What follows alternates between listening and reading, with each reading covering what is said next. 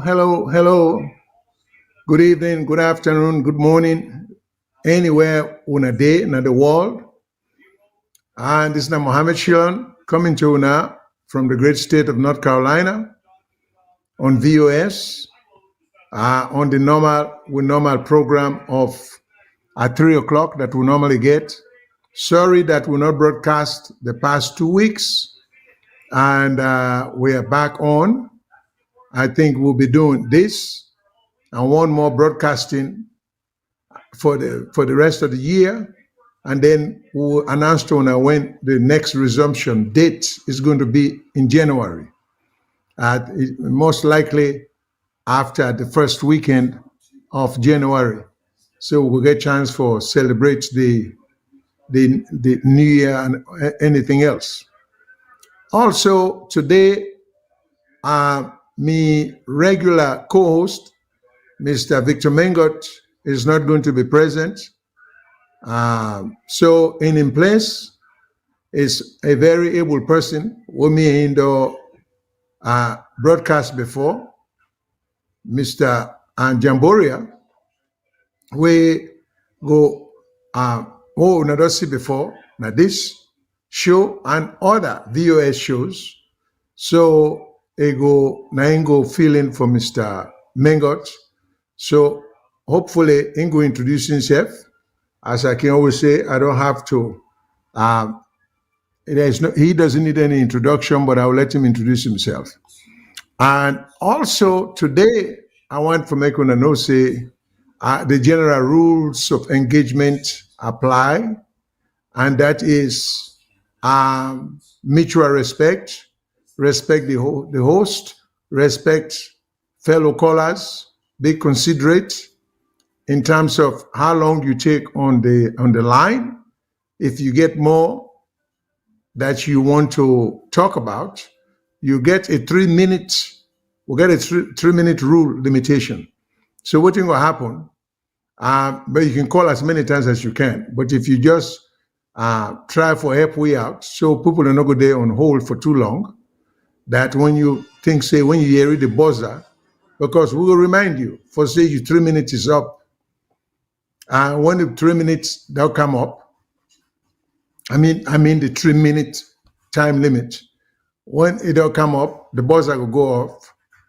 Then if you continue talking, we can give you 15 seconds extra for wrap it up. And if you have more to say and you're unable to wrap it up, it's okay. But just gracefully try for end up at that point and call back. So if there are other callers in line, you will give them an opportunity for let them get their own questions or statements within the call about. Also today we're starting much later than we normally start. So it's shortly after 4 o'clock Eastern Daylight Time at the United States. So people in Australia, then they 4 hours ahead. So it's about shortly after 8 p.m. And Mr. Jamboria Guteluna, watching at the time difference from Usai in the come from, which is also in Europe. The country escaped me, so I know I'm misstate the country, but you could tell you now. So in that sense, we are very much in consideration of the time difference, and so the show is going to be usually the show is or we broadcasting is for 2 hours, but we'll go limit them to 90 minutes this time. So we hope we'll be able to get to our attention for 90 minutes. And then we also hope that una go find the show interesting and una go make great contribution. So let me just unpack everything, then I go. Today's show, we're going to talk about some trending events in Australia. And a few of which is one, we know say there's talk about, well, it's not talk because it's confirmed, that the Chief Justice, Babatunde Edwards, has been asked to go on leave at the request or the order of the president. So we'll go examine that foresee constitutionally if that was an appropriate use of the presidential power, and or whether even if it is, whether it's good for the country. Because again, please, when I remember, this show is about what's good for country. We're there above party politics, and a lot of times, what's good for the country is not what we see the party then to do. Okay, so all we on focus is for try for help the country, because the country need we the people. The country is just a thing or a place that cannot help itself. Is the inhabitants, the people, the citizens, the intellectuals, and then the great body of people, non-intellectuals as well, and then we'll make the difference. So we want for just talk in terms of what's good for the country. So we will raise the fourth sleeve of the Chief Justice. Another trending event is the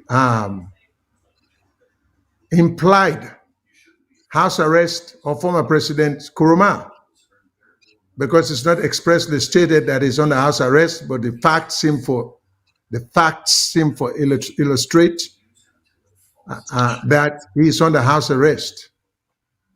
So we can interpret them and see how is that interwoven with the law.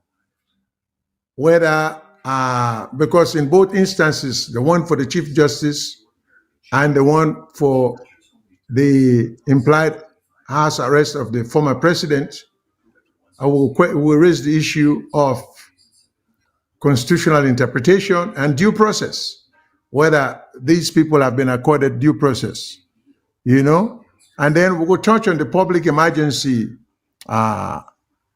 issue, where delegate power to the president, that when there is an emergency in the constitution, we'll delegate power to the president, that when there is an emergency, whether the president has duly exercised in discretion as given to him by the Constitution. So with that in mind, I will turn you people over to Mr. Jamboria to introduce himself. Then he will turn it back over to me to start. So we will start the program. That said, Mr. Jamboria, thank you for. Yes, sir. Thank you, sir. Thank you, sir. Famulda, good evening. Bonesia, Uana, Afumami no Piari. I don't think I need to be introduced or to introduce myself. I believe Sierra Leoneans know me. And I'm happy to be here today, because at this time in we country's trends, I think people like us need to come forward and begin to admonish and advise. There is everything in Sierra Leone for everybody. Though we go dear, as they say. That will be my introduction, sir, Mr. Shillon. Thank you very much, sir. Then I can say a word to the wise is sufficient. So your point is well taken. So let me begin with the firing of the chief. Well, no, I take that back. With the leave or the first leave of the Chief Justice. Sent on leave. Yeah.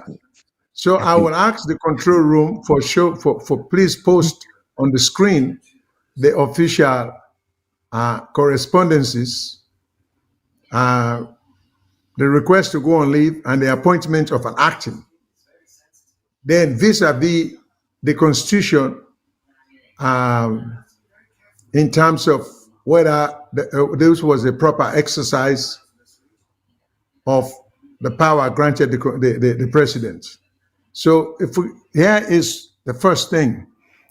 The appointment says, I write to inform you, I think this is from the presidential spokesperson, I write to inform you that in the absence, what the letter is captioned, appointment to act as Chief Justice.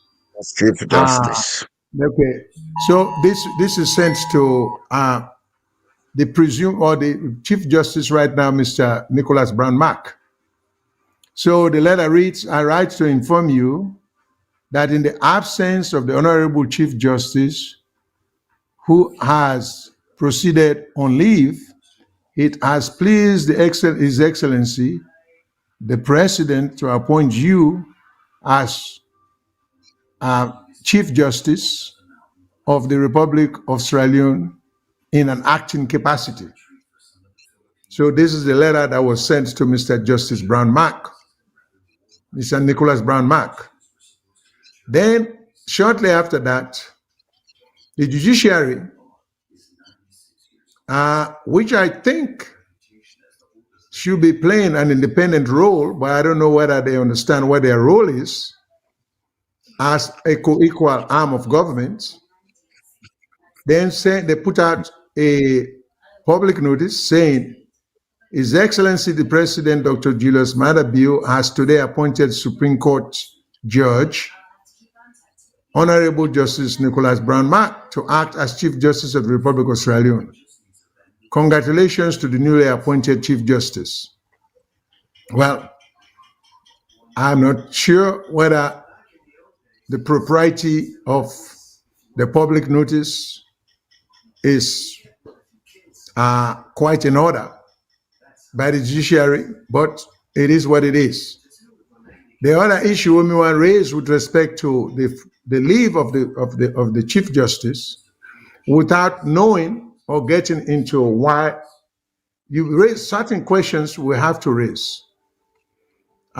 Question number one, and this has nothing to do with President Bio himself. We are talking about the presidency, the office he holds. We are talking about the future. We're talking about building institutions that would stand the test of time. You know, we're talking about institutions, building institutions for the ages. That's what we are talking about. Because we all have limited time in this world. So President Bio is not going to be president forever. So that's why we get what you call a constitution, so we can build on the constitution for make the country a better place for everyone. So it seems like in the act will give the president the power, or the constitution will give him the power for ask the Chief Justice to go on leave. This is which is Section 29, subsection 3 of the Public Emergency Act.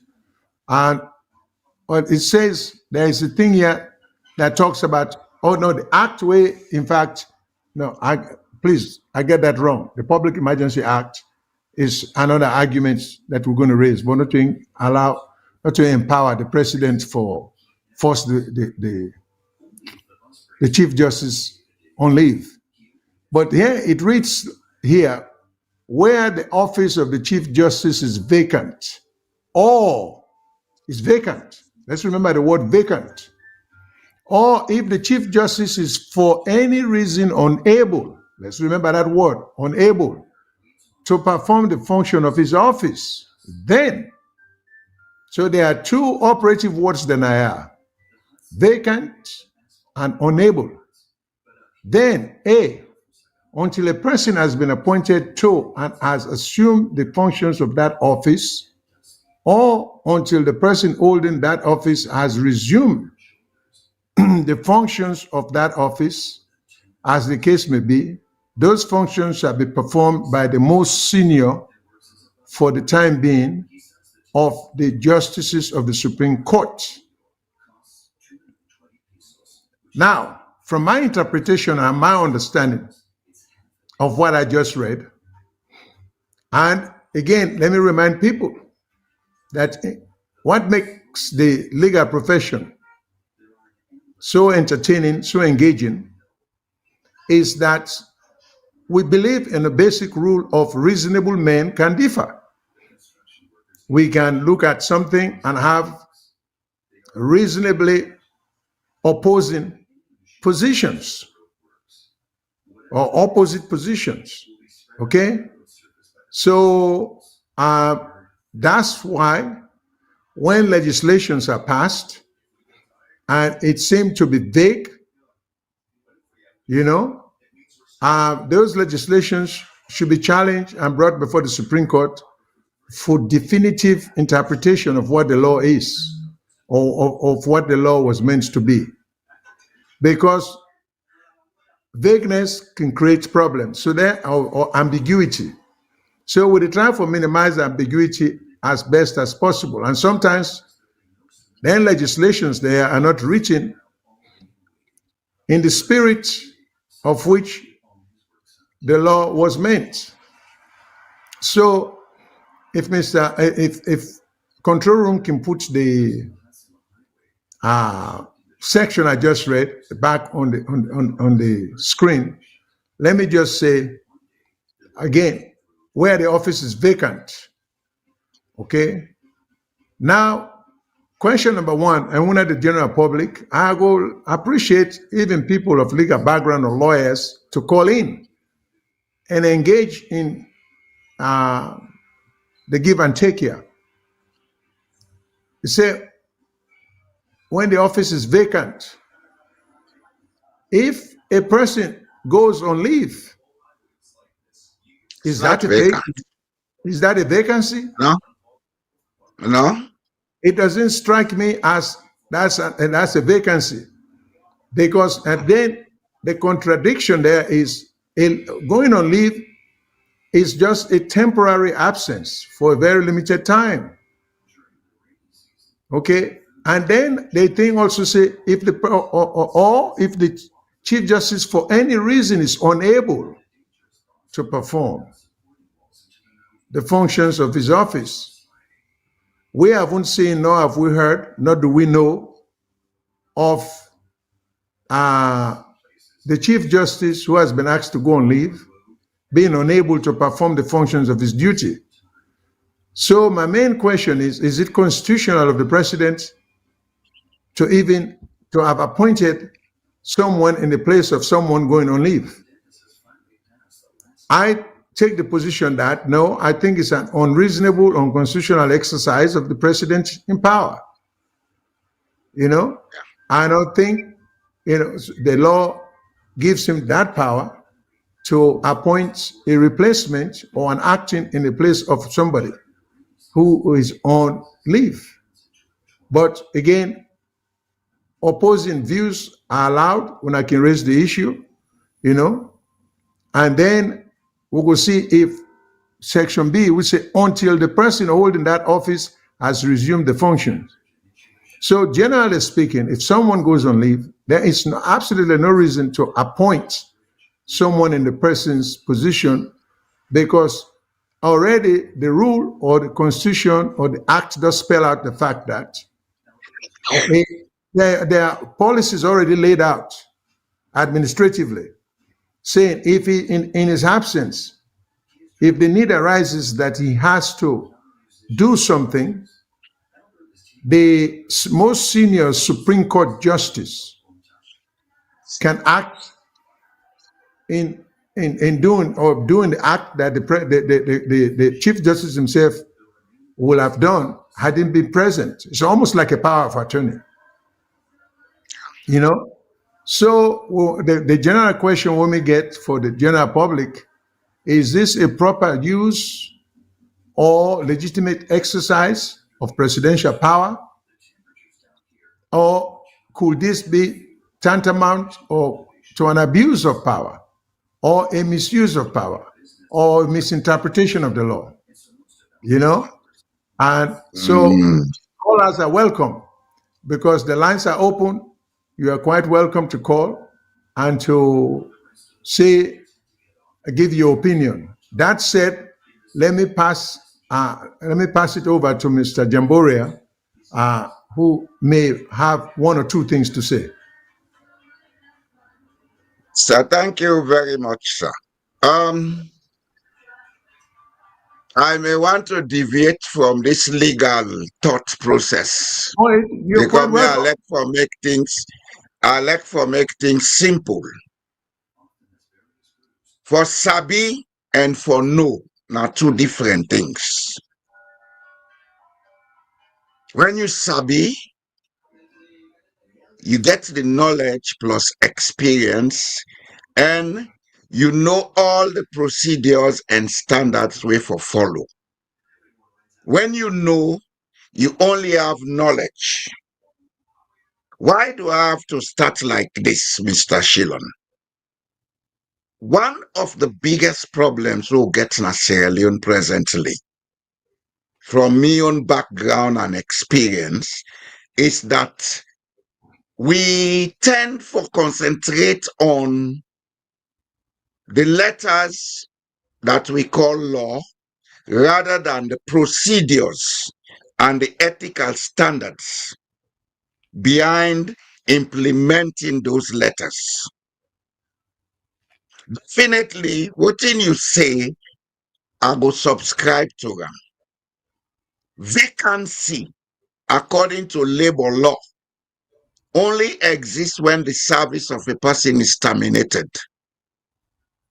That is a global labor law. I don't care whether you call on Chief Justice, President, or whatever. You can only call a place vacant when the services have been terminated. Somebody going on leave, which by law is a normal prescription and which should happen annually,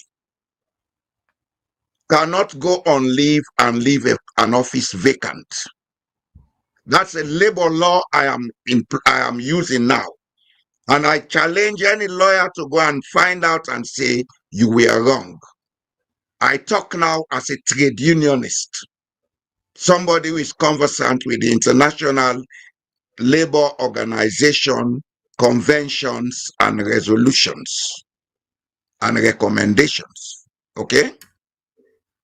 A vacancy is a place that is not occupied.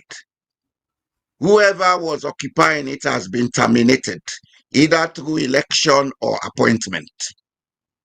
So for somebody to be appointed to an office and say the next person has gone on leave, that's a termination. It's a termination. You've terminated the person's appointment. Sending him on leave is a duplication of standards, because you have to be paying that person a wage whilst you pay the one who has assumed the office wage. Secondly, in normal leave situations, when somebody proceeds on leave, the nearest person in the administrative hierarchy assumes the office. And before that is done, there has to be a transition period wherein the person going on leave will call the person next to him that I'll be proceeding on leave next week or next month. This and this and this and this are the tasks pending. Please look at it, take note. You do what is called a handing over, which I believe does not apply in this case. There was no handing over. So what we see here is that there has been, because this is not a singular case, there has been several similar cases in recent times. What we see here is what is called abuse of administrative discretion. In every administrative system, there is the power of discretion given to certain people to use. That is why in organized societies, when such letters are written, all the legal sections that are attendant to the decision being taken is put on the letter. But the letter that we see coming from the presidency, be it from his secretary or whatever, is just a plain letter. It has pleased His Excellency to appoint this, and to inform this. There is no legal quotation to justify whatever is written in that letter. And that's abuse of discretion. It's a global administrative procedure. We have to watch these things because this is how power is abused. When we don't take note of the legal standards involved, the legal procedures involved, the ethical standards involved. This is not the first time I am talking about ethical standards. Every public or private administration, be it a business or whatever, needs to have these standards because without it, there will be overlaps and abuses of powers that will lead to a lot of problems. For a business, this may lead to loss. For a government, which is a public sector institution, it may lead to several things, some of which may even be people working in the public service will just say, okay, let them do what they want. We don't care anymore as long as we get our wages. And that affects the economy. That affects development. As I said, as Sierra Leone is now, for some of us, it's our duty to admonish. We are not here to discuss politics. We are here to admonish. If you're not sabi, ask. There are people with experience in Sierra Leone who have been involved in governance, etc. Ask their opinion. Let them explain to you the procedures. But taking such decisions is setting bad precedents. And if we don't bring these things to the front, it will continue unendingly because it has happened before and it's continuing to happen. I will stop there for now, sir. All right, sir. Thank you so much, Mr. Jamboria. And like Mr. Jamboria say, we have to deal with these things in the broader context of what is good for the country, what is in the best interest of the country, and the only way you can take a look at it, you therefore rise above party politics. Because if you dare within the party politics, you are APC, you are SAPP, you are not going to raise your head high enough to be able to see what we are talking about and to be able for know what you would say or for try hard for prevent. For we forget continuity and stability and progress in the country. We don't get any choice but to adhere to the rule of law. And the rule of law is a simple statement or phrase, but it's not as easy. It takes a lot of discipline. It takes a lot of hard work. It takes a lot of give and take. You know, it takes a lot of protecting the rights of your enemy, the right of someone you despise or dislike. You therefore try to protect that person there. Because when you're protecting your right, you protect your right. When you're abusing rights, because not you individual abusing the person in rights, and I'm talking about the government, then you make yourself vulnerable because you empower the government for abuse, you yourself or your loved ones. So this is not a new phenomenon in which setting or political setting. We got to go back. We not get a very old history with respect to post-independence. We only had independence in 1961, which is about 62 years ago. So when it comes to history, that is not a long time at all. So we got to look at where we are. Because we try to tell people and say, I try to tell people, you cannot just discuss what's going to happen now. Because whatever is taking place now is a result of what had happened before. Steps that had been taken or steps that were not taken. Are steps that should have been taken. Okay? When we emerge from colonial rule to that of an independent country, we'll get a constitution that will be the Westminster type, will provide a governor general and a prime minister. We get similar kind of governments around the world that are very well run. In Israel, you get a president, a ceremonial president, and a prime minister. Canada, they get prime minister. India, they get prime minister. And these are all former British colonies. And then Australia, they get prime minister, and many other countries. But when we get to independence that way, the first political party for lead we, now the APC. Sir Albert tried, but he lost the 1967 election. So after a little upheaval, up and down and this kind of thing, power ended up with the APC. And those were the days when I was a teenager. I was a student activist. I love politics. I love the give and take of it. I was very active. But with first prime minister, so to speak, Shaka Stevens, at some point in the administration decided that that wasn't good for him. He don't want that constitution there.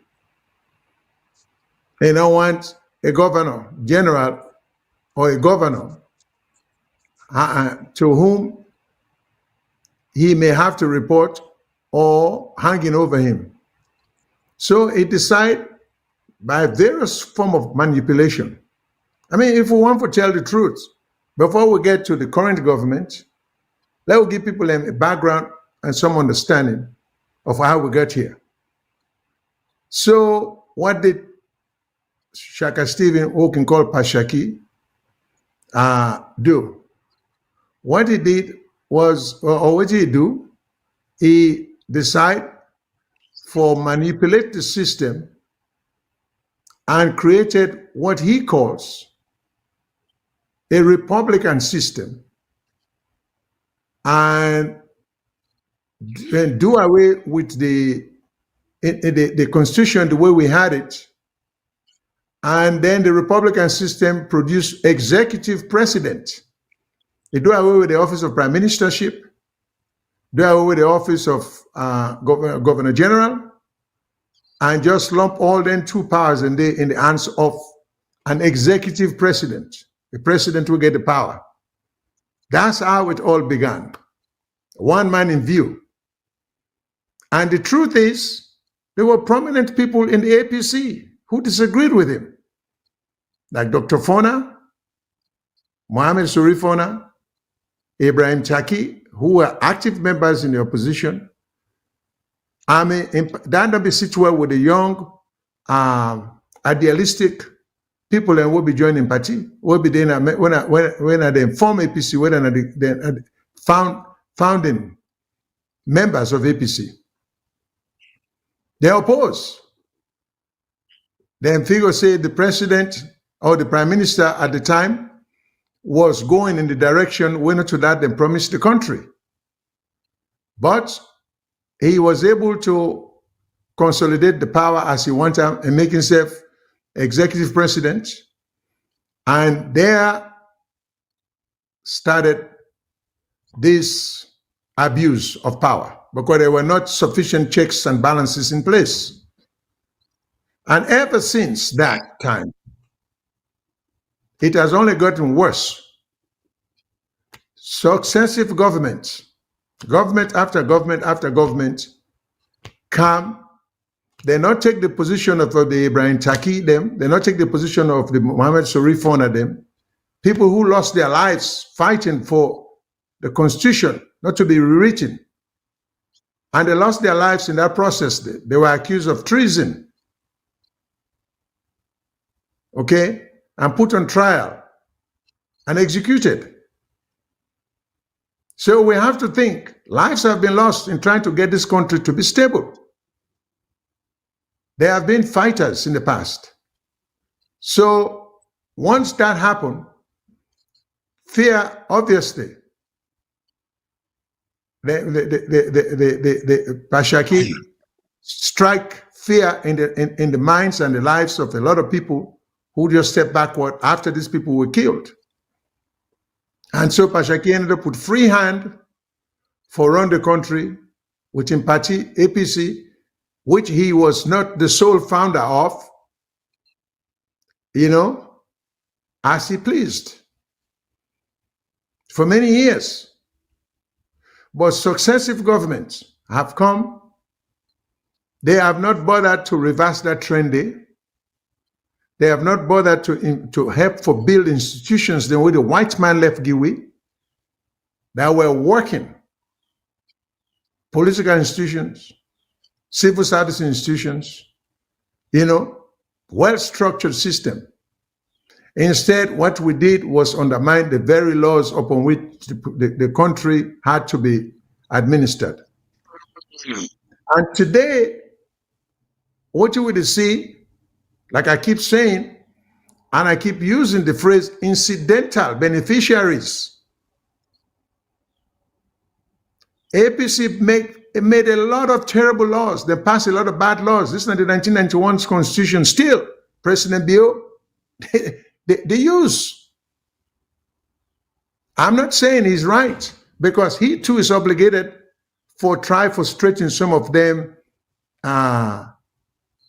for short-sighted provisions there within the constitution, because they are not workable. Sierra Leone is not going to go anywhere. So I'm not saying that. But President Biona, what I refer to as, is the person I refer to as an incidental beneficiary of the bad laws that were APC write and put in 1991 that the Constitution. It was not meant, they never foresaw a BO coming to power.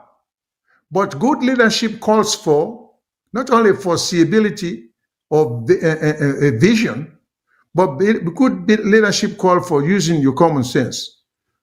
A constitution should be an instrument that should withstand the test of time, that should be for the ages, not for the convenience of a political party or a group of politicians. Okay?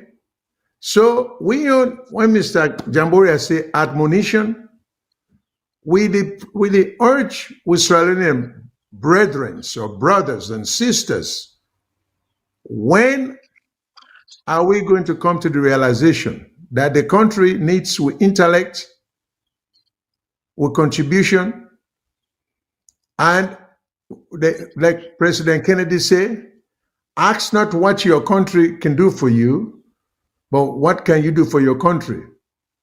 In fact, somebody sent a comment just now and said, I beg to differ. I would love for that person to call in and so we can get your opinion.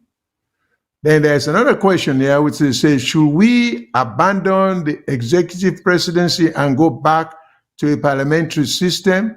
With the parliamentary system, we can end this two-party system. Please give us your thoughts. Okay, we'll get to that, because the parliamentary system and the two-party system, they are separate and distinct. But let me just go back. I just want to give a brief history of what brought us where we are. So we'll begin to cast blame. I think we all owe it to this country for rise above this thing about party politics, and for rise above this thing about trying to give undue advantage of one party over the other. And try for do with what Mr. Jamboria said, there is plenty in Sierra Leone for everybody, with a good leadership. Because never do you see so much or so much abundance for so few. When you take with resources in relation to a population, 7 million people, if we had that many, in relation to what we have, we could be a Dubai, we could be a Qatar, we could be a Saudi Arabia, You know, the average per capita income of people could be the envy of the world, or in Africa. This is what Yeah. we want to lead us and for aspire to make the country a showcase, because we get just too small a population for the riches we will get. You know, and when we sign international contracts with respect to resources, let's be mindful of generations to come. Because at the end of the day, this is what happened. When we forefathers them not think about the future, then sell with people them into slavery for tobacco and sugar and little thing. Now with the doing in the intellectual capacity, selling with people them with generations them again by getting into bad um, contracts and agreements with international Uh, bodies. So let me pass it over to Mr. Jambura. Mr. Shilon, if I can come Yes, sir. in as much as I go agree and say between 1960s and 1970s, a lot of bad laws were made where they're not being considered the consequences of the future. But at the same time, I would want to say this, and I'm saying it as my own opinion. I, Mohammed Boy Jalo Jamboria, it's my opinion. The intellectual and elite class of Sierra Leone need to wake up from the slumber of egoism and selfishness. There is no country on earth that develops if the intellectual class behaves the way we have our intellectuals behaving in Sierra Leone. There is no country on earth that develops if the elite class only considers themselves, either as individuals or as members of groups they call political parties. Development is not the accumulation of material gains. It's a collective process that leads to the improvement in the lives of the people such that the society will reach an equilibrium of consumption. Where there is consumption, there is demand and supply. Where there is demand and supply, there will be need for production. And when these forces, economic forces, happen, then the standard of living changes. It's not a magic job, it's not a theory job. It's a practical job that we need to go down to and begin to ask ourselves, with all this bickering and fighting we do, who profits? It's not Sierra Leone. Since independence, the basic Sierra Leonean has been struggling. But people come from foreign lands overnight, they get rich. Can't that send us a message?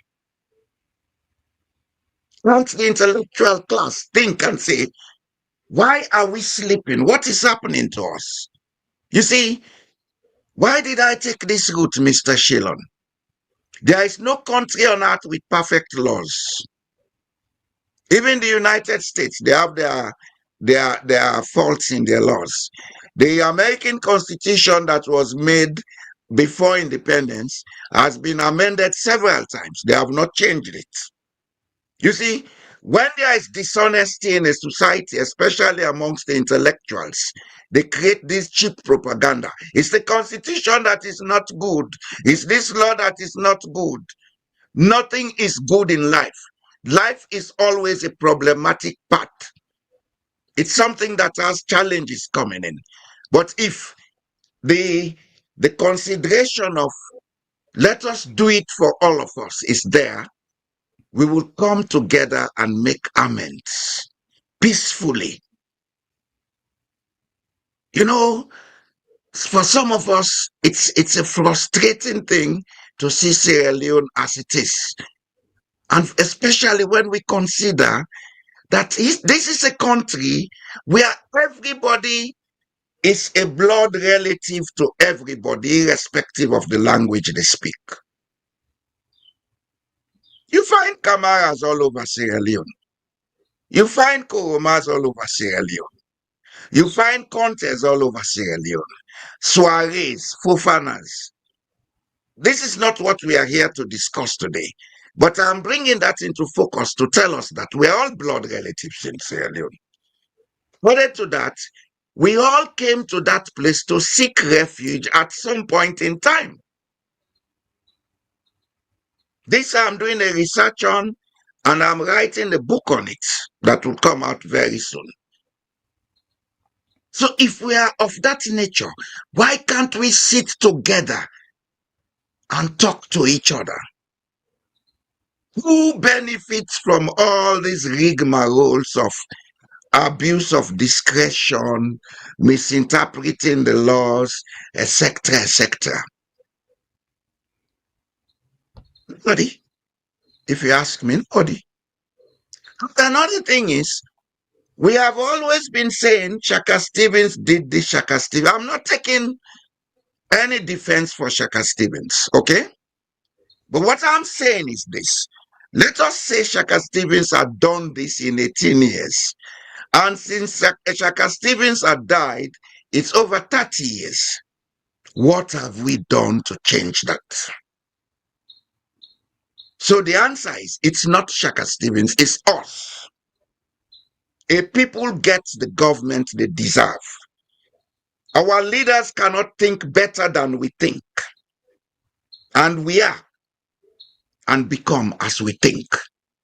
This is what we have to begin to understand in Sierra Leone. We can talk about all the laws. Back in 1991, I went to attend a seminar in Zimbabwe. I was fortunate to talk with the Director General of the International Labour Organization. He told me, you have the best labor law in Africa. And that law has not been amended or rescinded. Is it still being used in Sierra Leone? If you ask me, no. The Regulation of Wages and Industrial Relations Act of 1971 at that time was the best labor law in Africa.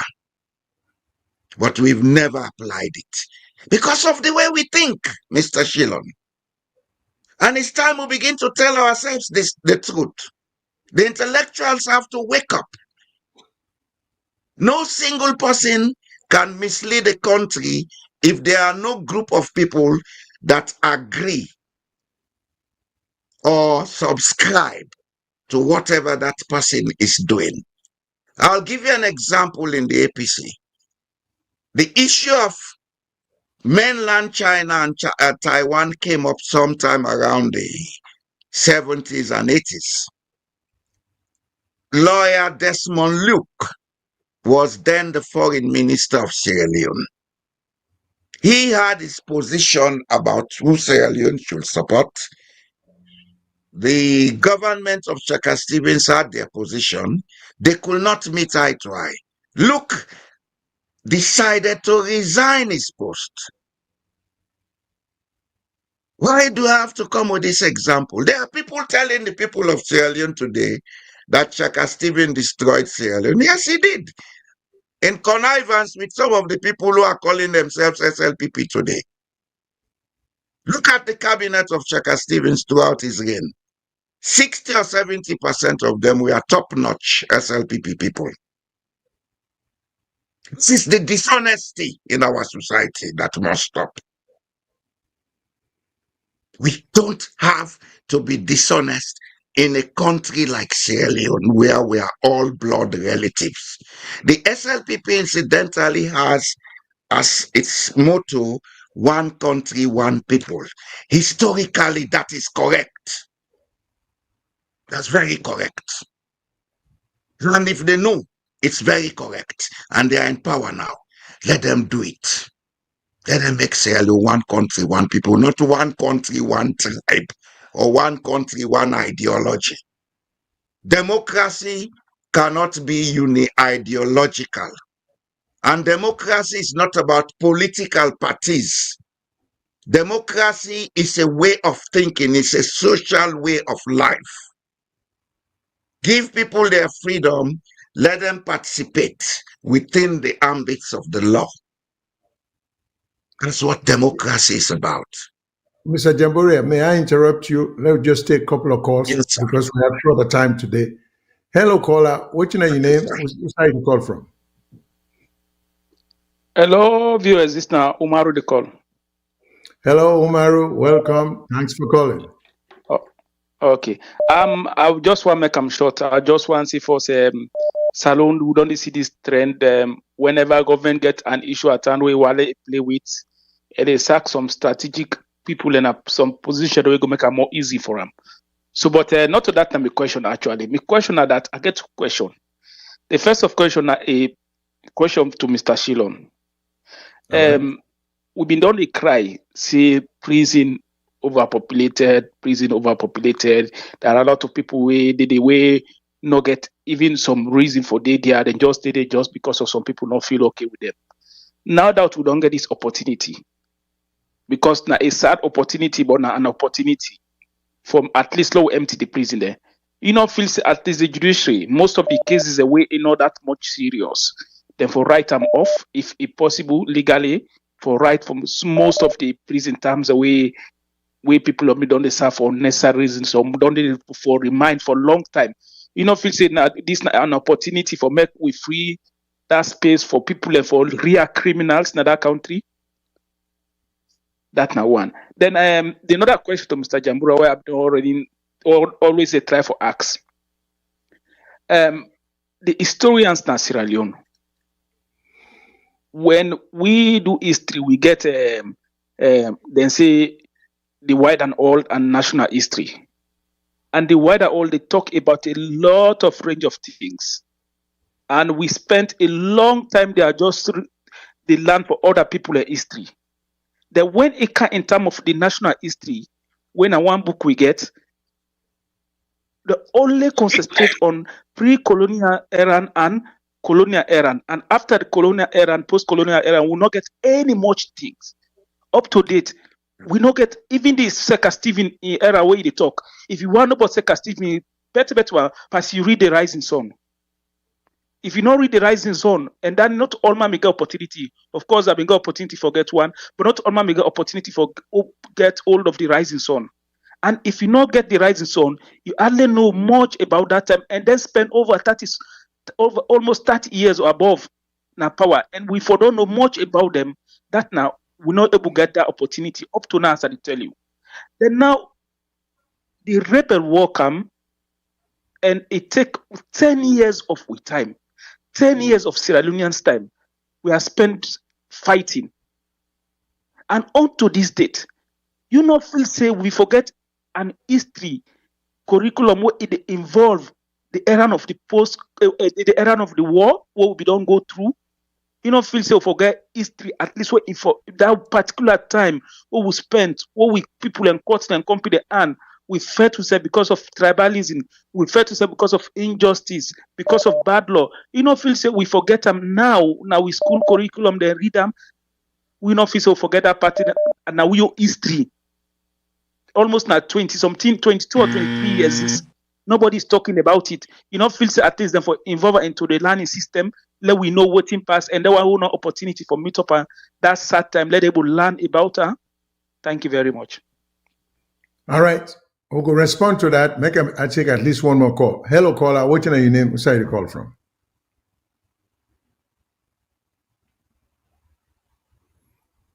Hello, caller. What's your name? Where side you call from? Yes, hello. Yes, this is Mr. Lansana Sako calling from Bo. Yeah, thank you for that. Calling from the great city of Bo. My city too, where my brother. It's been a long time. How are you? Pretty good. Go ahead. Well, make talk campaign Creole because now I just meet Mr. Jambori. I've been to talk about we problem is good leadership. Now we not get. And I want Mr. Jallo Jamboria. I mean, first of all, I want to commend them for in submissions the way they give. They're very, very, very good and very informative.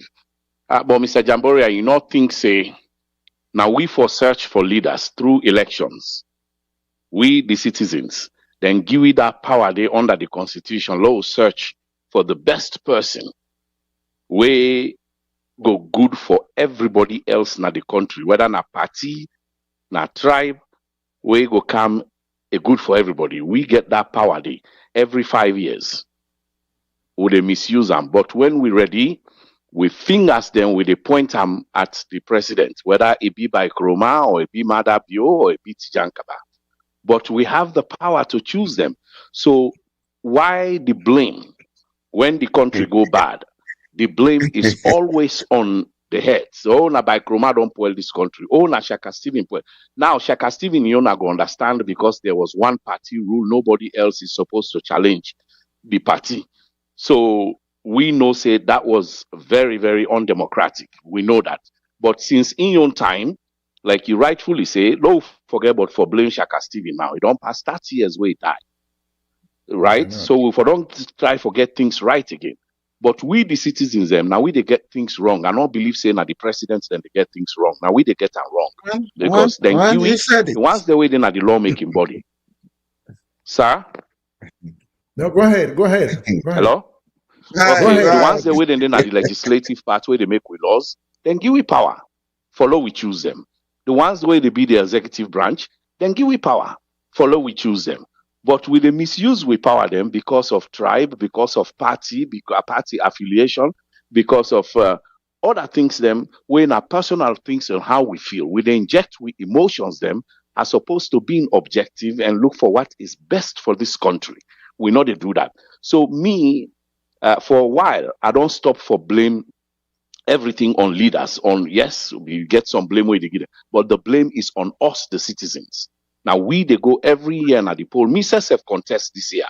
I contest as a member of parliament as an independent candidate. But where do I go?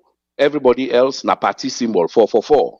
Now so everybody they tell you where they go at the poll 444. You no one know if Samura whose qualification was waiting Samura go bring cam. You no one know waiting Madabio go bring cam, or you no one look by waiting Madabio don't do or you not do. Way in no like or how the country don't go, whether the economy don't go up or it don't go down, you know one know whether poverty don't increase under this government or the past government, you know one know. Enough for the party no more to go. So now we the citizens then, now we the Hamburg we self, we need a better education not to do that. Now we the cheat we self. So I rest my case there. And Mr. My able presenter. Again, Mr. Mohammed, once more, I want to say thank you for the good work. And Mr. Jamboria, this is not the first time why they hear you, but it look like say maybe don't talk over phone a while ago, maybe 2 years ago. So I want to say thank you to you guys. You're doing a great job. Thank you so much, Mr. Sako. Always nice to hear your voice because I know you do a great job. But let me just make a quick comment with respect to the blame issue. Well, I take exception to the extent that what a country needs and what Sierra Leone lacks is leadership, visionary leadership. And leadership makes a difference. We cannot stop the blame game. When we get leaders, then we keep pushing the country to the extreme, one after the other. Shaka Stephen is a good example only because I was old enough, I did not get sense enough, and I know what we inherit from the white people. I know the system with the left way. It's hard for convince me that if in my household,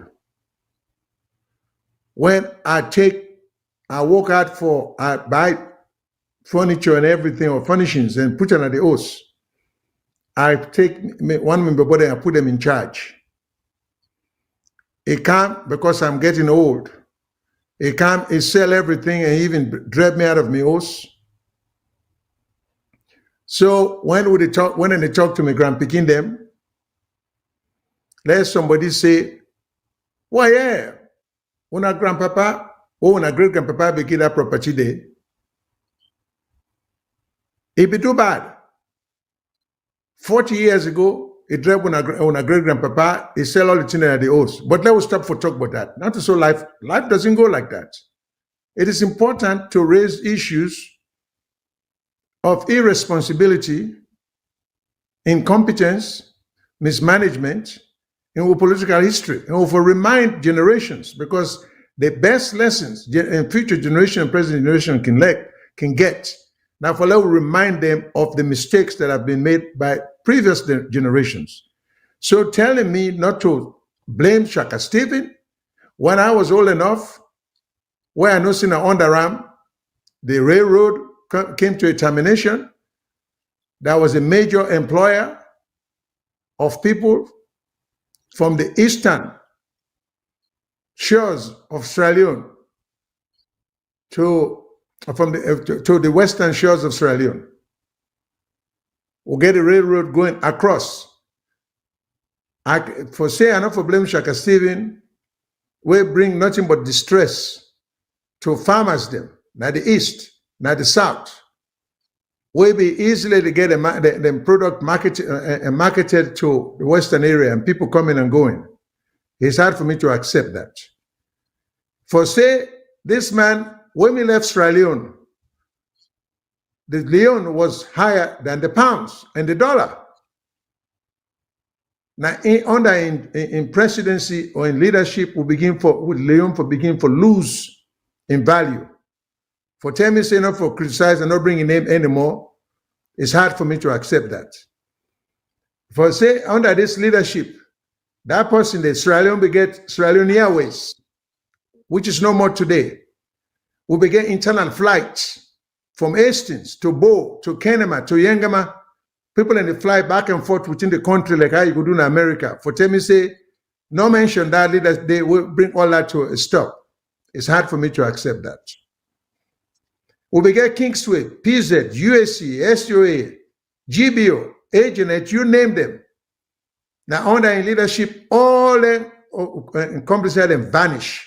To tell me that we should not mention his name, I don't accept that. You know, it all started. And we continue to remind the younger generations and the present generations, we cannot just ignore the bad and wicked leadership we've had over the years. You know, these people, not to mismanagement will they accuse them of. You know, the Stevens, the Momo, the Kurumas, the Bios, we they talk about deliberate mismanagement, not to accidental, intentional diversion. So this is not a matter, and to say the people and get the government we didn't deserve, it's a matter of how they end up with the government we didn't get. The laws are very badly written, you know, because one party decide for skew the constitution in favor of themselves, then turn out not for be the one them for execute all which in there. That's what happened. We for talk about that.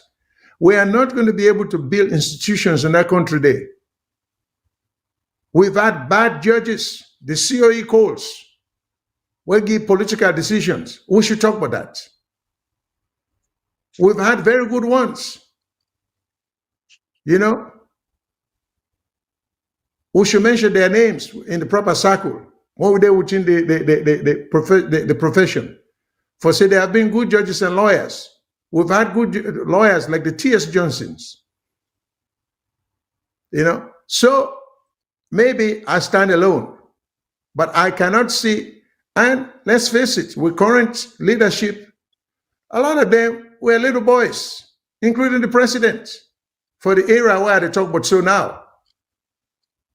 They need to know what in their grandpa like Pashaki, and then daddy them like we do. The current leadership doesn't know that much. The vast majority of them had no attachment to the Western area with Freetown. They were not, I mean, They were not privy to some of the things were they mentioned. But even up country, where I grew up, Kalang district, Upper Bambara Chiefdom, in a town with no running water for drink, no electricity, no paved road. That's where I grew up. So I take second position to no one, regardless of whose district you come out. I grew up there. I saw poverty. I know what it means. So I will continue to pronounce that. I pass it over to you, Mr. Jamburia. Okay, thank you, sir. I respect your views, but I have a contrary view, sir. With all due respect. That's the beauty of the show. And My that's the view beauty. is contrary because I grew up in Sierra Leone and worked in Sierra Leone up to 1998. I left Sierra Leone on the 2nd of June, 1998. I know Sierra Leone. I served Sierra Leone 20 years of my life. The problem in Sierra Leone has been partly said by Mr. Sako. The people. And when we talk about the people, we have to be very categorical. In every society, in every community, in every locality, there are opinion leaders whose opinion shape the general opinion of the masses. In a country, the opinion leaders is the class that we call the elite or the intellectual class. If that class is faulty, we are always going to have faulty leadership. Because leadership is not a one-man business. That you then a God marker for leader. Now left this na salon. Leadership is an institution, it's a collective. Julius Maada Bio is president of the Republic of Sierra Leone. But there are other people around him that work with him. If these people have genuine and justifiable views about what should be done, and they always tell him, sir, this I think is how we should do it, this. He may deny one or two times, but up to a point he will begin to accede. Mr. Shillon, the fact is, we intellectual class, we elites, now hypocrites, now greedy people. I say, me Mohammed Boijalo Jamboya, because I know Sierra Leone. We have always had bad leadership, not because the people we elect into office are bad, but because the people surrounding them are only looking for their interest. They misguide and mislead leaders. Julius Maada Bio would have been a good leader had he not been partisan. If he'd been looking the national interest, to God he be a despot. Hey, me they talk so they go support him. We need a despot in Sierra Leone at this time, but not one that will take one class of people against another class of people. It's one that will take the country, say, Lord, put this nation first. Lord, do this for this country. Who are not ready, we are not ready, we take and create a stadium, let them get 12 courts. Let behave safe. That's what we need in Sierra Leone. Shaka Stevens may have done all he did, Mr. Shillon. But if we had a genuine bunch of people after him, Sierra Leone would have been Dubai. Me when they talk so, I'll tell you, I can assure you, say, if we get the correct people, I have 50 recommendations I'll make Sierra Leone will change. Yes. If they go by those recommendations, Sierra Leone will change. But do we have the will to do it? Is the intellectual class ready to do it? The laws don't make us, we make the laws. The law that the constitution that we are talking about was made on the recommendation of the British and the international community in 1991. Dr. Peter Lorenzo Tucker headed that Constitution Commission. I was there and I attended several meetings of that Constitution Committee. God is my witness, the government never interfered with the formulation of that Constitution. It was taken to Parliament. The original draft Constitution had a two-chamber recommendation and much reduced powers for the presidency. People in Parliament, some of them claiming to be SLPP today, stood against that. They modified and watered it down to what we have. Okay, accepted. Immediately after that, we get a military junta, the NPRC. Then we went into elections using the same constitution. We had Ahmed Tijan Kaba. Why didn't they look at the loopholes in the constitution? They now they drag Fitman. You see, now therefore they shift the blame na Sierra Leone, not they play musical chairs with destiny anymore. The fact is, the intellectual class get for shape up and own up to their responsibility as the opinion leaders that will shape the leadership and government ethics of the country. I am talking to you from a country that has the same or similar population as Sierra Leone. Sierra Leone has more resources than Norway, but Norway has $1.4 trillion. So it's credit. You think saying a God in work make them get her? Now the intellectuals ready for do that. The more they run that $1.4 trillion, we meet an attritive, then they say, now they control this country money, you no believe. That's simple and common, man. In Sierra Leone, give some bogus intellectual an office, tomorrow he wants an SUV, etc., etc. This is who we are. This is why we are still what we are, Mr. Shillon. It's time we begin to say it. The intellectuals have to own up to their responsibilities. All this nonsense where they go on at the country, na the intellectual class, they cause them. Not to Banabum na village or Jaguar na village or I Lamboy na village. Now we will go school and university. Because now we don't turn ourselves to the new colonialists them, now countries them. Rather than we work for develop with countries, we colonize the people them, we they live on pittance. We they take the bluff, we say we get. Because pittance.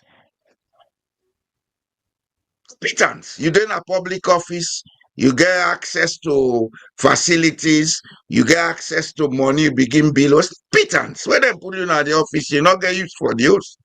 But good people who been bills under an escomad and they fair that for buy now. Nobody will buy it because the economy is not working. This is who we are. We want to do the same thing all the time, expecting different results. You know, they work so. Now begin take the bull by the horn. For some of us, we are saying this out of consideration for posterity, not for me again. No. For me, I don't want no public office in Sierra Leone. I don't want nobody in job in Sierra Leone. But for the young generation, when they come up, we have the youngest population in West Africa. The average age in Sierra Leone is 32 years. The median age is 19 years. What are we doing to build up that young population for giving the skills we go make them get the ability for produce and live with their integrity? Instead, we sit on the cause effect. All man they call it FAPC, SLPP, NGC. It's time we own up to our responsibilities, Mr. Shillon. It's time. Thank you very much, Mr. Jambore. Before I go to the next callers, I remember when you to talk earlier of the show. We even talk, say, what might be good for the country experimentally was probably establish a no-party system. That way we can get rid of this terrible build-up in the minds of people that you have to belong to a political party. Because there are some people where you pay them anything in the world, they will not belong to any political party, let alone APC and SAPP. So, but these are all things that should come in the forefront. But let me take some calls. Hello, caller. What's your name and where you call from? Hello. Hello. Hello, yeah, Mr. Leone, Mr. Jalo Jambuya. Mr. Nabduli call. Speak Yes, louder. Mr. Let's speak louder. Yeah. Oh, yeah, Nabduli call. Okay. Welcome, Abdul. Yeah, well, good evening. Well, thank you for this informative, insightful, and educating program we're gonna get today. And I just don't hit the nail on the head about the faultiness of we democratic institutions. So I always want to talk about say the country it need democratic and constitutional reforms. But the problem is now order for belly cat, order for take the bull by the horn. Like what you have done rightly mentioned, say successive rulers up to the point the current head of state. The problem we they all get now the sincerity of purpose.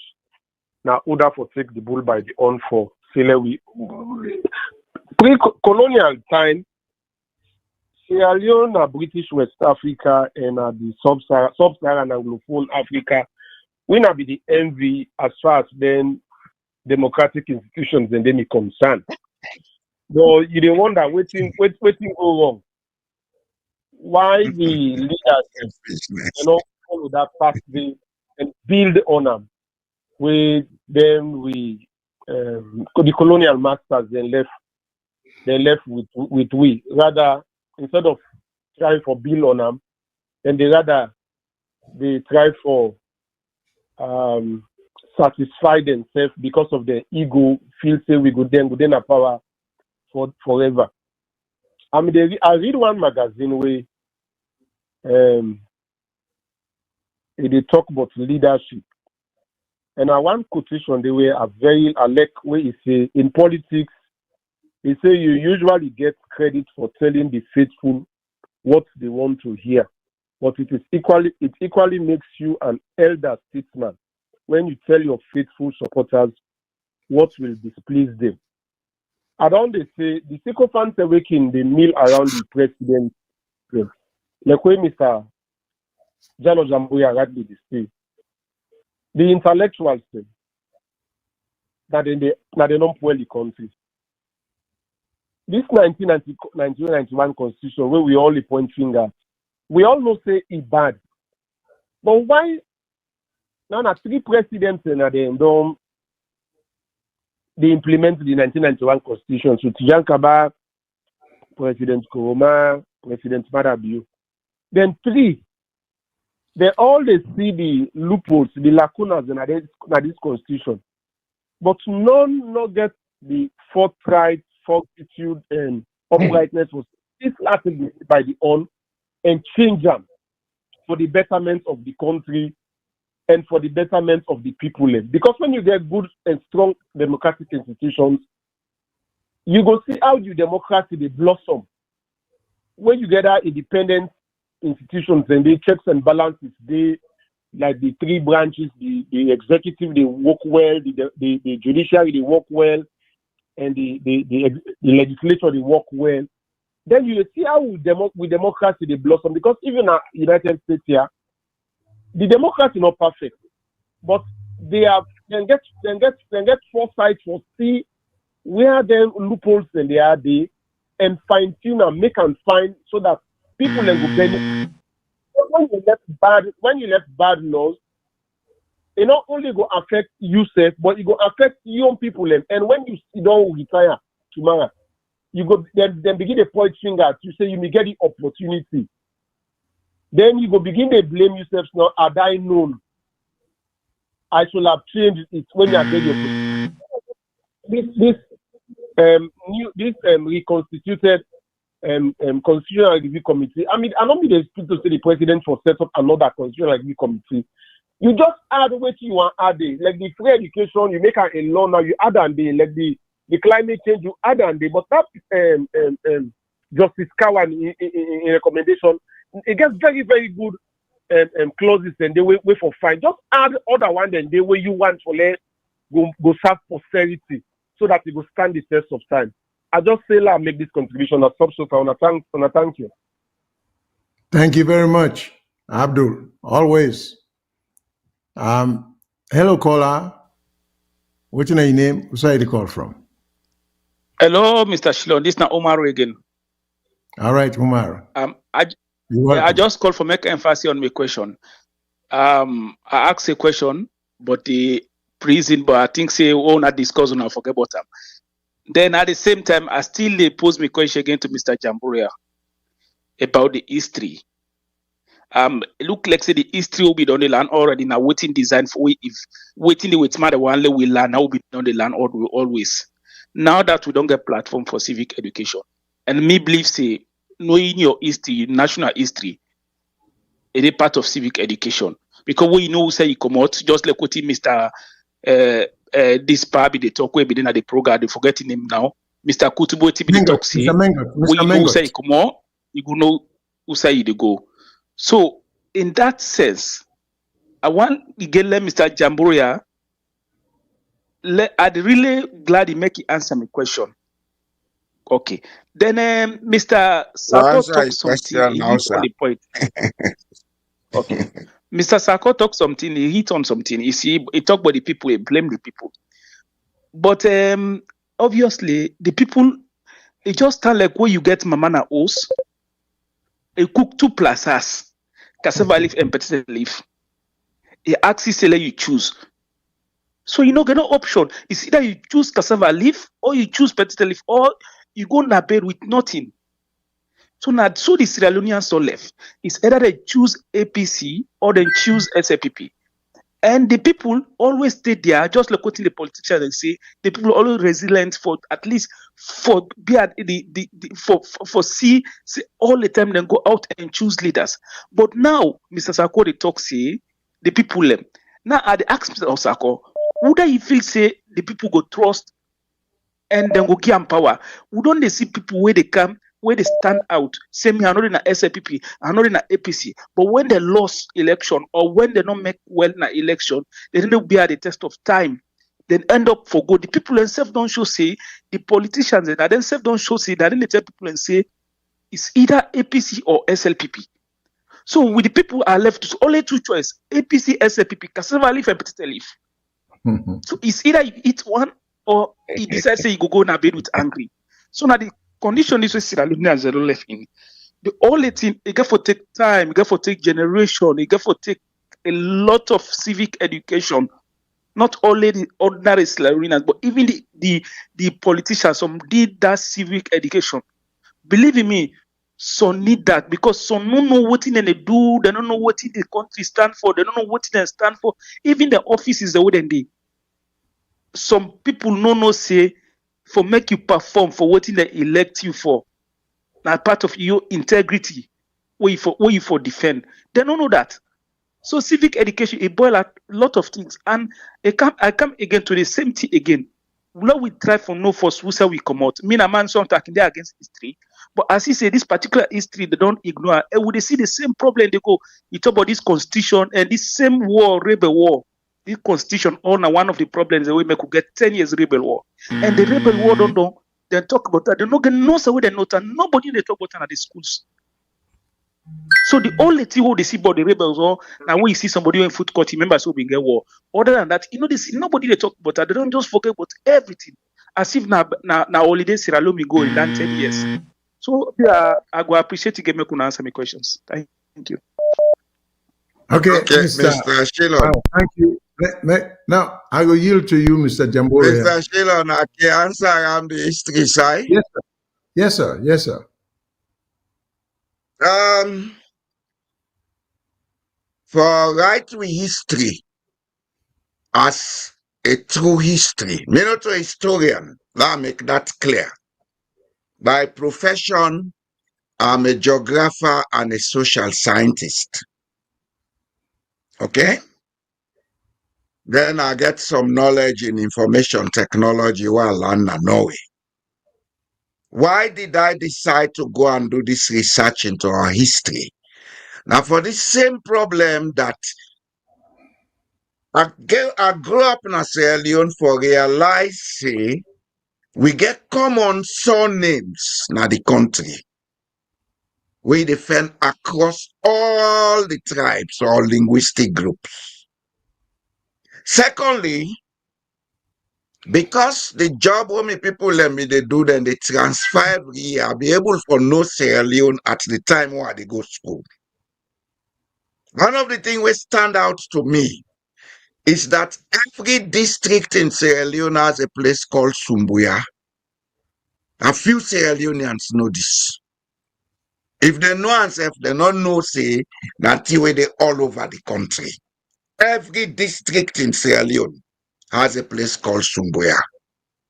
You find Kamara, Koroma, Sise, Soare, Jakite, Sanon, this and that, all over the country. Don't tell we say we get a lot in common. If at this time we country they go the way we enough for go, now that make her decide, say, let's take time out and do research. But I will assure you, say, it's one of the most difficult puzzles to fit, the history of Sierra Leone. It takes time and it takes money. I've been doing the research over the last 3 years.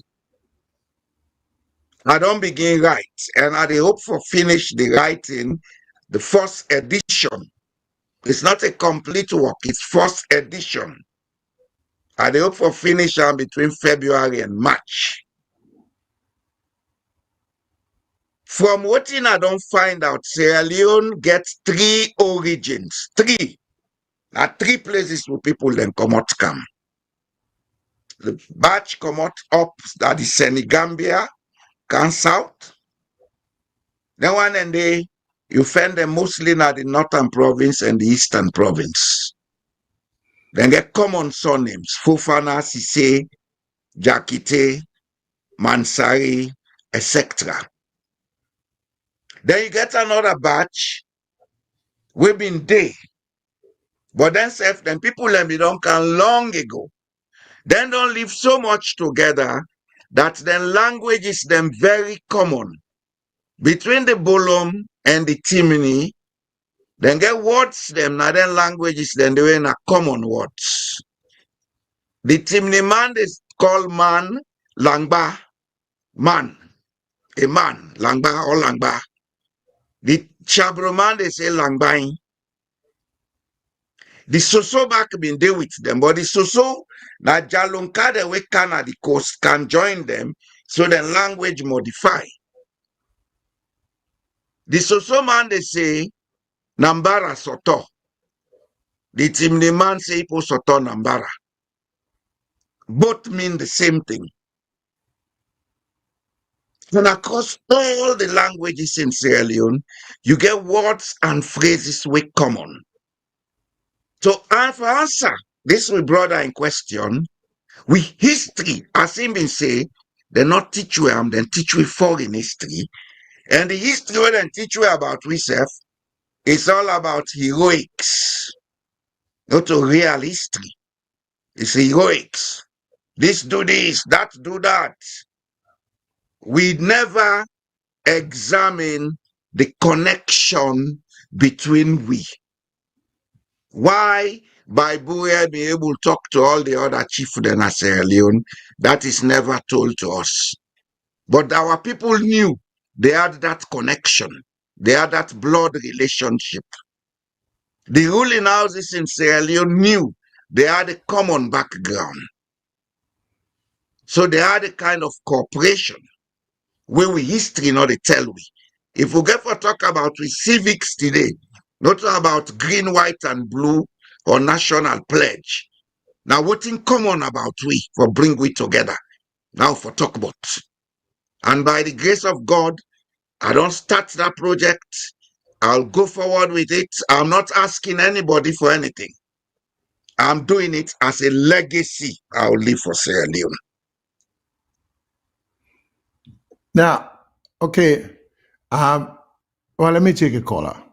Hello, caller. What's your name? Where's you call from? Yes. Good again.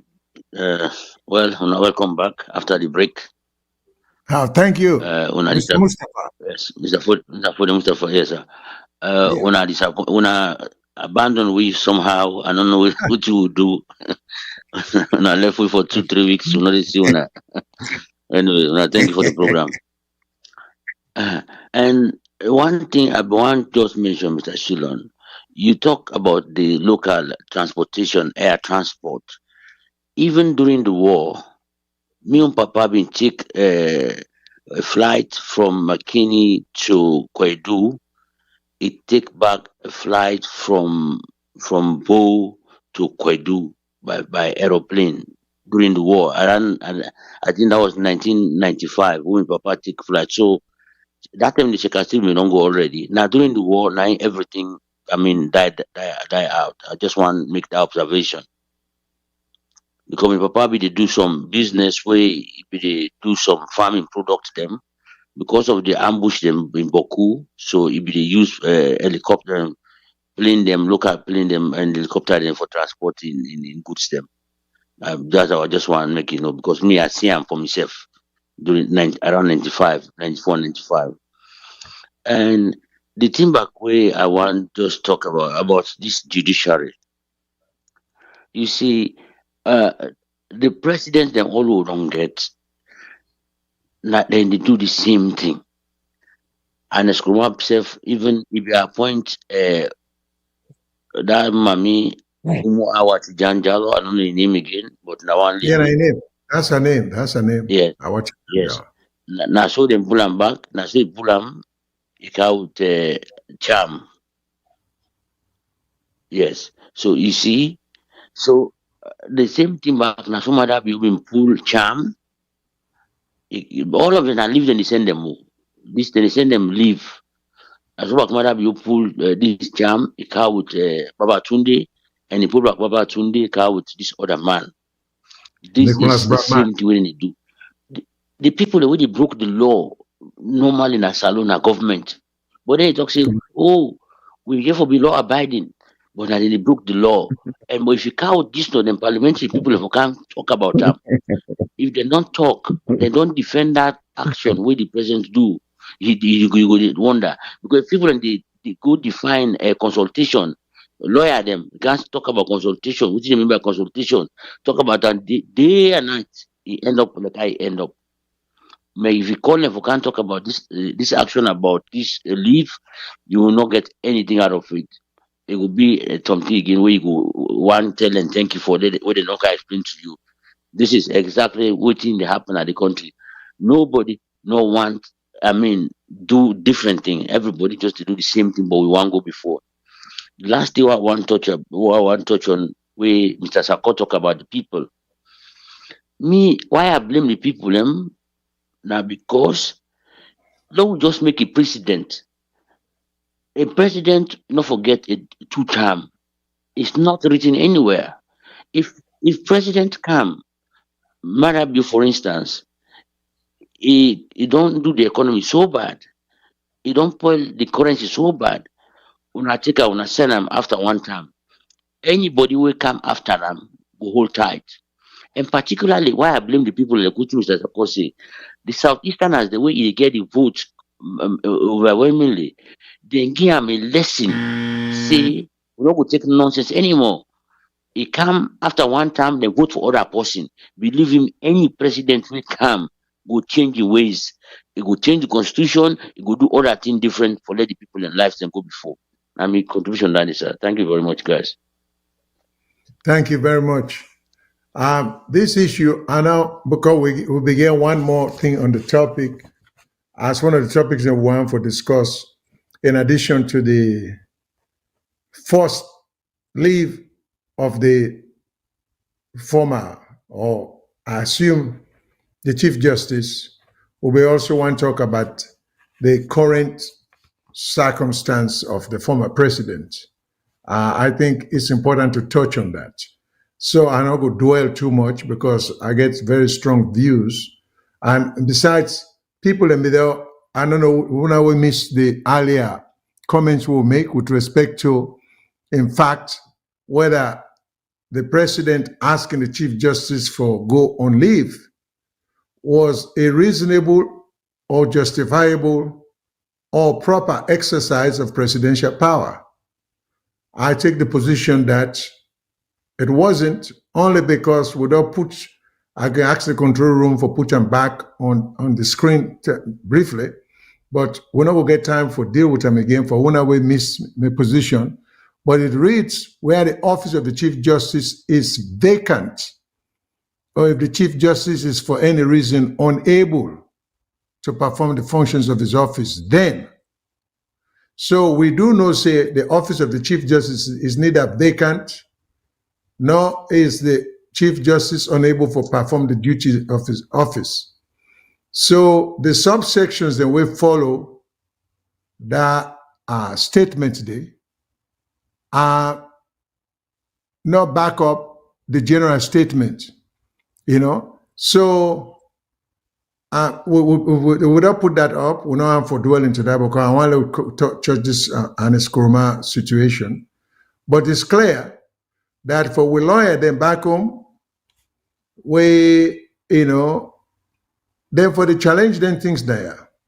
And this is how you get the powers to be for they in line. Like I don't know if na 40 we call say, yeah, Mr. Mustafa Nain say, which is true. The biggest, the major, the primary breaker of laws in our country, not the government. Adam. They're not the government. They not get regard for the laws. Then thus they break on left and right, and then things the laws for be made for the poor, for the ordinary. But laws are made for everybody.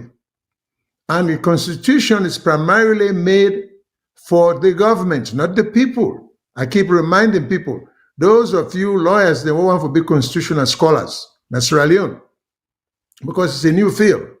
When I need for know, say the Constitution is a piece of document that should put restraints, or that puts restraints on the government, what the government should or must not do. That's what the national constitution is all about. Limitations on the power of the government, not of the people. The people's conduct or activities are governed by acts or legislations or, you know, ordinances. But the constitution is mostly the protection of the people's rights, restriction on the power of the government, not for trample over property and personal rights. I think people don't understand that basic difference there. So the Constitution. You are quite correct, sir. Yeah. So you are quite correct. The Constitution is to set limits on the government, not the people. Yes, on the powers of the government, exactly. But I think people get it all mixed up, get it turned around. So we need to remind that this and some of me challenges them. Say things that are in the Constitution, some of which have no business being in the Constitution. And the constitutional issues are those about people, you know. And then powers granted certain bodies, be it the parliament or the president, you know, some of them are in violation of sections in the Constitution. But that's different issue we discuss. Let me just bring one up thing up. Yes, Mr. Shillon, if I can just make an addition. You are quite welcome. Added to a constitution, normally in organized societies, I'm sure the United States has those codes. They have ethical standards that prescribe. They are clear about what public officials should do or not do. This is what we find in organized societies. In Sierra Leone, power belongs to the man sitting on the chair. He can do as he likes without any check. The first paragraph of the ethical standards of the Kingdom of Norway states, I will quote it: adherence to the Constitution and respect for the rule of law builds trust in the government. Trust is the paramount issue that enables stability, peace, and progress. That's the first paragraph. I know it often because I've read it over and over. When you are a public servant, some of these things, you are forced to read them. You are forced to consume them. It does not matter whether it's prime minister or minister or permanent secretary.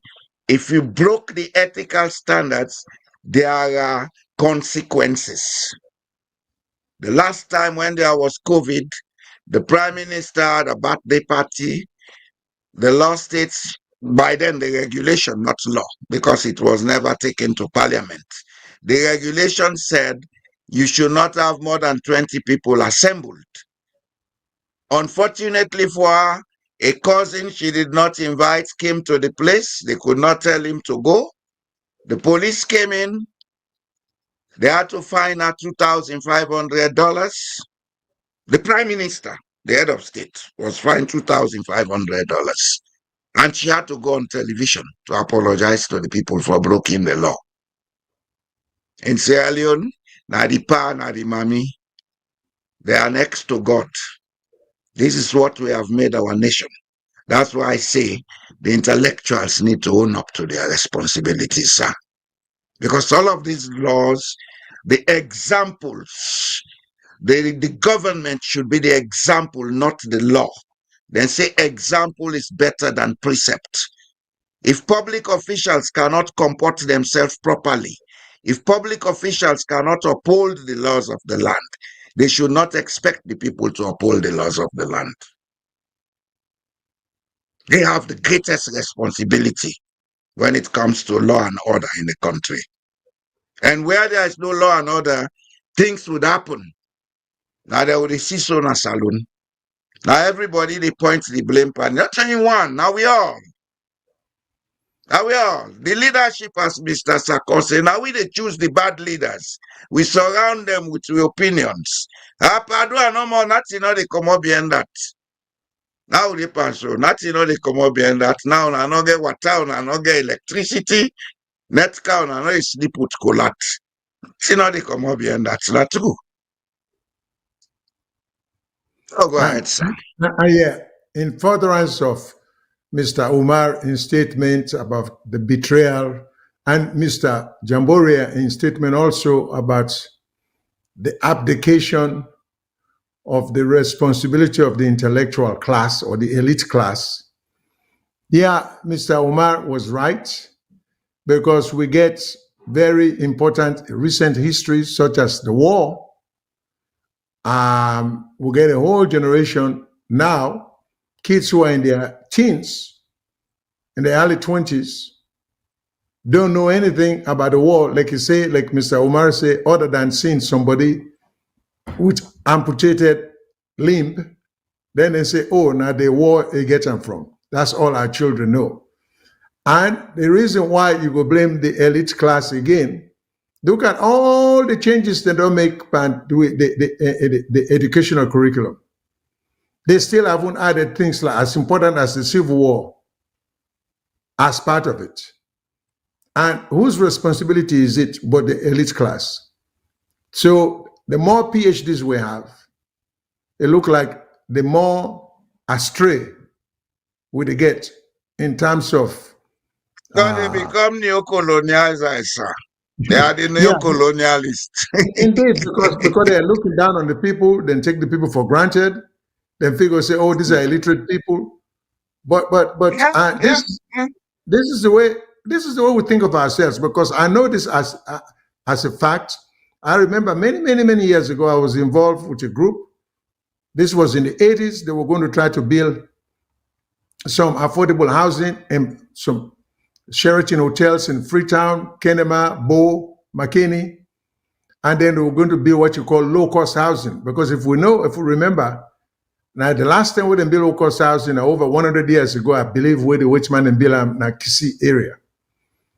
We young leaders there have never thought about affordable or low-cost housing for the poor. But I was involved in some negotiation with a group that was going to do that in Sierra Leone. And I cannot remember who the Minister of Housing then was in the 80s. So with the talk, when the architects then presents the drawings and are waiting the president for look like for the low-cost housing, they had flush lavatories or toilets, indoor plumbing, indoor toilets, and everything. And the minister he asked me, when I say na local housing, when I'm for bill, say yeah. He say na the talk about indoor toilets and this kind of thing. So we start looking with the same amazement and say, yeah, why not? But he couldn't believe that we were suggesting that in the 80s, that indoor toilets was something we saw as necessary for people and forget if we want to put them in housing. So this is how we look at ourselves. We don't get much regard for the intelligence. Because the minister was an illiterate, sir. so I know this. Just hold this thing, Mr. Shilon. Alvin Toffler say the illiterates of the 21st century are those who learn and refuse to relearn, not those who cannot read and write. That minister was an illiterate. Oh, yeah. He thinks, why they go build flush toilet for people that will not go school? It's not the school that makes the man, it's the ability of the man to think and understand. This is another fault we have in Sierra Leone, sir.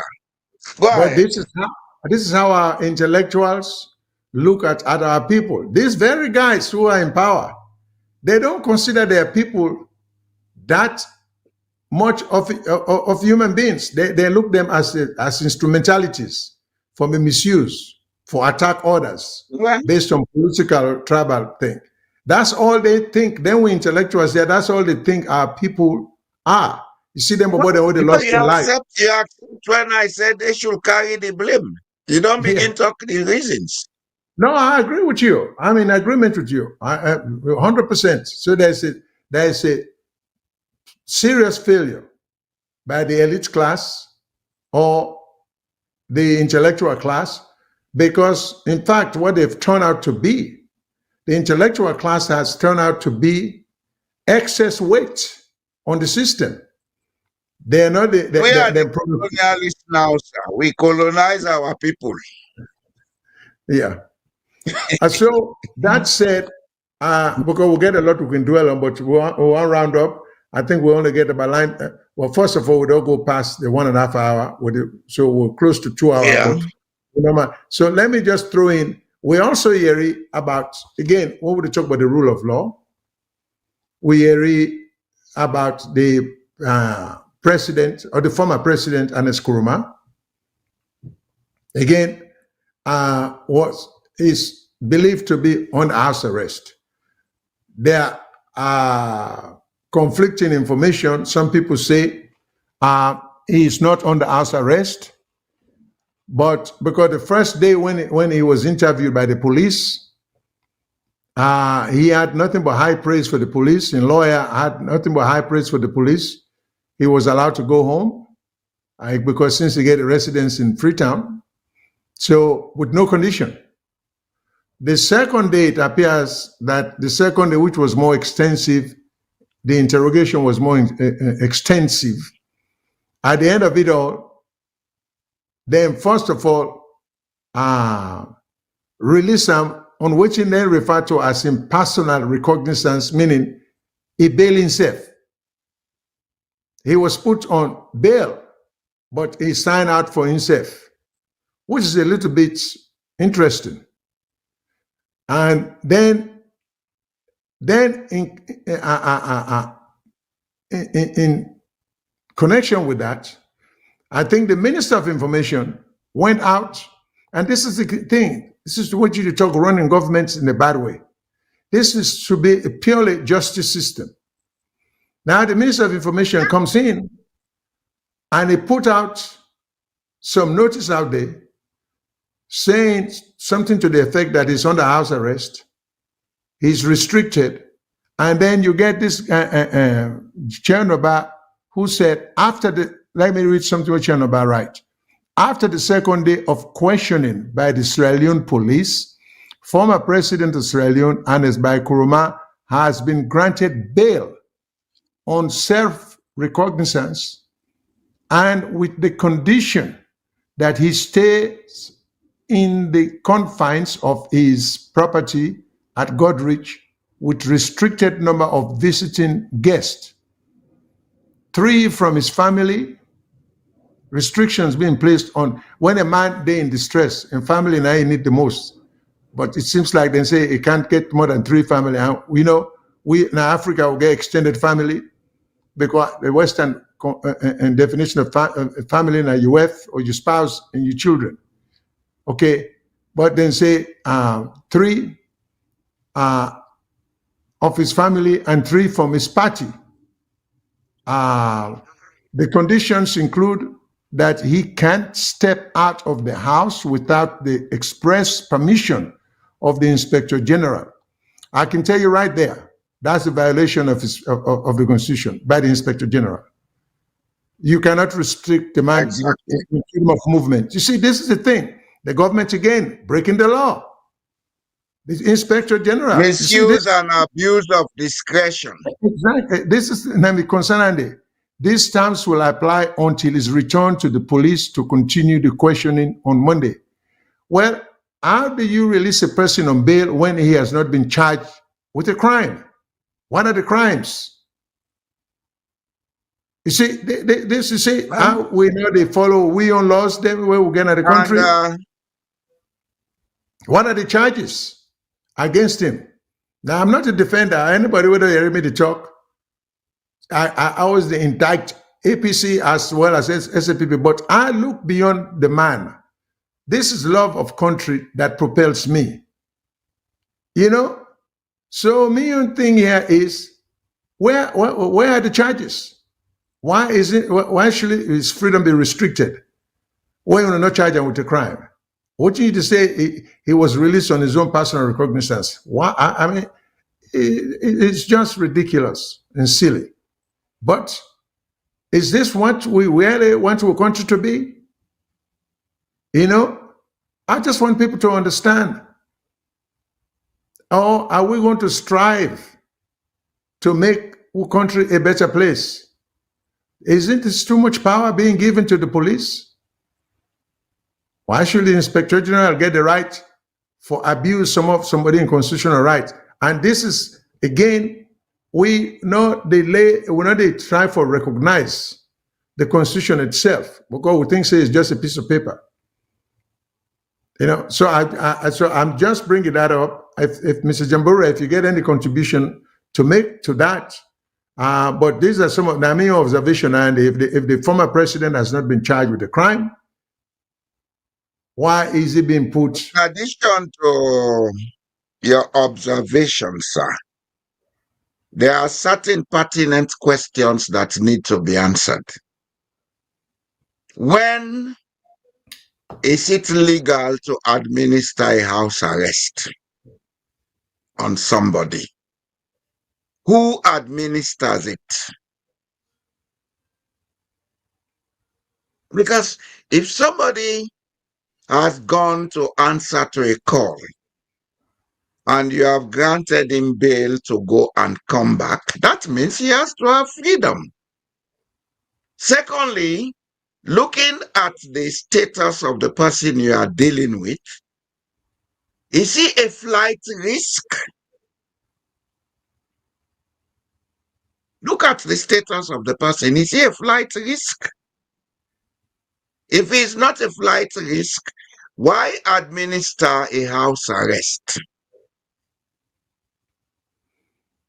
Thirdly, if a house arrest was administered, has he been served with that notice before the minister went on Twitter to tweet what he tweeted? Because there was some confusion immediately after I left the place. This thing came on Twitter. Then other parties were saying it's not house arrest. You see, now left for take we country like joke. I make a start, Mr. Shillon say, for Sabi and for know are two different things. If you don't know what to do, ask. A simple confusion like this can lead to a deterioration in state security. I think we get to tell that young man, that boy, because I'll call him a boy. I have children that are older than him. That he get for the seek advice before he come public with them kind notice here. Because if Sierra Leone deteriorates into any civil conflict, he will not be the one to be held totally responsible. Let's seek advice. If na boss advice and so, let them seek legal advice. Considering the status of the person where they deal with. We should stop provoking issues in Sierra Leone, Mr. Shillon. Let us begin to say this. Sierra Leone deserves peace. Sierra Leone deserves stability. Because with all that where they go on so, one of the repercussions is the international community, they soft pedal. Investors will be in the think say, now they consider for go Sierra Leone, they will postpone that thought for the next 3 to 5 years. So what's in the happen? Now the country they suffer. Because no investor is going to a place where there is instability. That statement here, the international community get them wayward and they interpret them. Investors get them wayward and they interpret them. And whichever way we look at it, there are consequences that will heighten and increase the hardship in the country. Being a public official, one of the responsibilities is not to say or do things that will put the country's political and economic interests at risk. And that's what exactly Chernobyl has done. It's not about an Escoma. It could have been any other person. But the procedures followed in the statement don't create a lot of ripples. We go take time for Mexicanto. Because investors, I have people that have been talking about going to invest in Sierra Leone. They send me newspapers all the time about what is happening in Sierra Leone. And some of them people where they get them information here. And when an investor send them kind of newspaper, they what do you mean? They tell you, say, is that what is happening in your country? I don't think I'll take my money there or I'll go there. Don't be careful. Hey, this power until they done. This life will get it, they done. There is one thing that is constant in life. That is, everything lasts for a time and for a reason. When the time is up, whether you like it or not, you go. Somebody else comes in. What is not constant in life is that we are passing here to build a foundation. We will make generations coming after we they're able to enjoy the fruits of we foundation will build. But if we build instability, if we build postponement in investment, like that 10-year war in Sierra Leone, one of the ripple effects we get what today we not seem for contend with is that investments that should have gone to that country within that period are still pending because people out here still think Sierra Leone is not yet stable. The president say they go clean we image, but today the image not clean. Actions are not a clean we image. We have to be careful. We need to be admonishing these people for them to be careful. We will not behave like what Confucius say, that in your pursuit for vengeance, dig two graves. We are digging two graves now because one, with the stifle investment potentials, with the starve the country. It's a grave we are digging for ourselves. It's a grave we are digging for ourselves. We have to be careful, sir. All right. All good things must come to an end. Guys, those of you who have listened to Mr. Jamboria on this show or any other show in which he has appeared know he's a very captivating speaker, tutor, orator. So you don't want him to stop. But unfortunately, we have to. The time is up. Most likely, we'll go plead with him for appear again on the show next week because Mr. Mengot is not going to be on. If I have not even spoken to Mr. Jamboree about that, but so I'm telling him as I'm telling the rest of you. But we will, he will welcome with invitation and reappear. So with that You're said, always welcome, sir. thank you so much, sir. You have We my word. You're always welcome. Well, we greatly appreciate your presence and your contribution and everything. So until next week, I say goodbye to everybody who's been listening, who's been calling, who's been following up. Mr. Jamborea, if you have any closing remarks, you're welcome, sir. That's it. I have no more. Well, family them. Let we go small, small. Let we go small, small. Irrespective of everything where they happen, some of we still get faith in Sierra Leone. I believe say life get for me challenges, and then challenges they will learn from. The only thing is, if we have to learn from our challenges, some of us have to stand up and say it as it is, and I will do it. I promise Sierra Leoneans that. I know they look for favor. I know they look for political gains. I know they look for anybody in praise. If you want to curse me, I will thank you for that. But I am serving my conscience. Because at the end of the day, when they take me to that 6 feet, that is what I go with. I like I get 50 to nose, or I get 20 private jets. Now my conscience I they go with next one. So I will not be afraid to use it. Thank you very much. Let we get a nice evening and let we pray to God. Let we country come up on this fitina. On a good night.